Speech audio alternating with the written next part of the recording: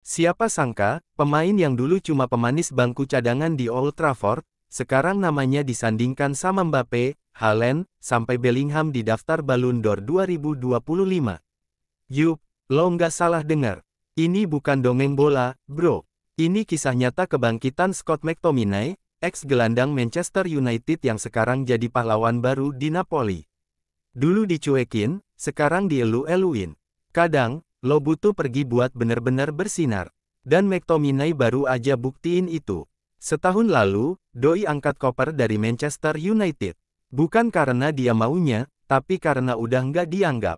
Di era Erik ten Hag, McTominay lebih sering duduk manis di bangku cadangan daripada ngacak-ngacak lini tengah lawan.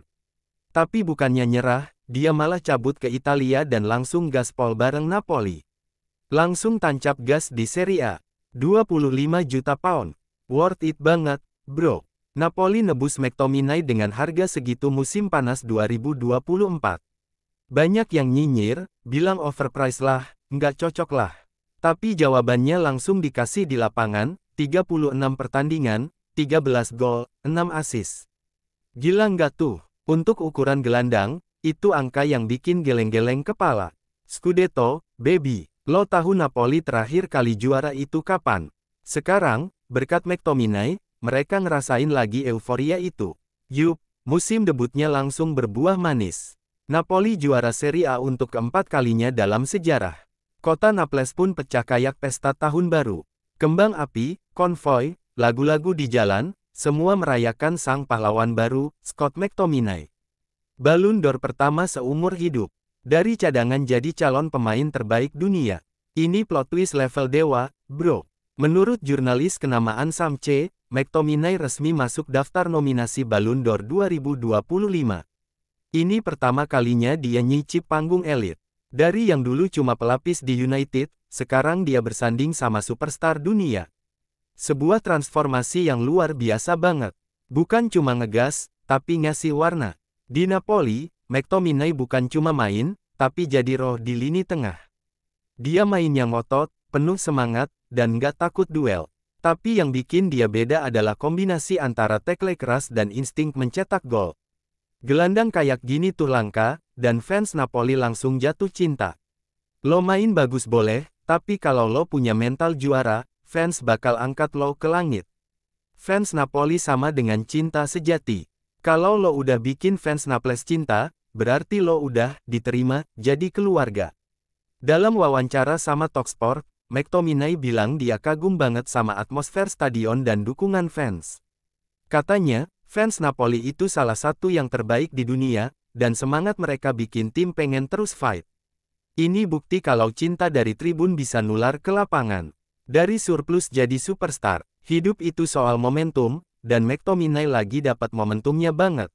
Dulu dia dicap surplus di United, sekarang dia jadi bahan pembicaraan seantero Eropa. Nggak semua pemain bisa bangkit kayak gini. Nama McTominay sekarang disebut bareng elit dunia.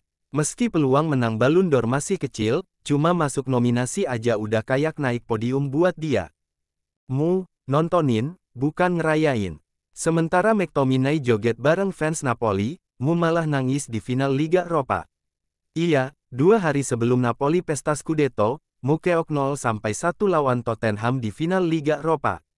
Ironis banget, pemain yang dulu dibuang, sekarang lagi nikmatin masa keemasannya. Sementara yang ngebuang, masih cari-cari cara buat bangkit.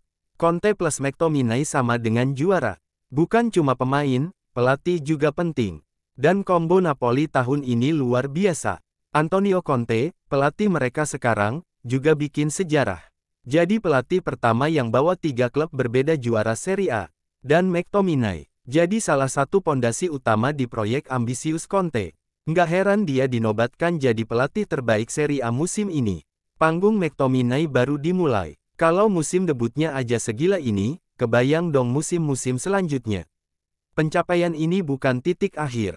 Ini baru awal. Dengan usia 28 tahun, McTominay masuk ke fase paling matang sebagai pesepak bola. Dan kalau dia terus konsisten, bukan nggak mungkin tahun depan dia bukan cuma nominasi, tapi juga rebut trofi Ballon d'Or beneran. Kisah McTominay ini ngingetin kita semua, kadang lo harus berani ambil resiko, ninggalin zona nyaman, dan percaya sama diri sendiri. Dari cadangan di United ke idola baru di Napoli.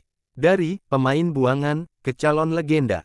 Respect buat McTominay, dan mari kita tunggu kelanjutannya. Apakah dia bisa terus bersinar dan beneran rebut gelar individu paling prestisius di dunia sepak bola? Satu hal yang pasti, McTominay udah buktiin, lo nggak perlu jadi bintang di awal, asal lo tahu kapan waktunya bersinar.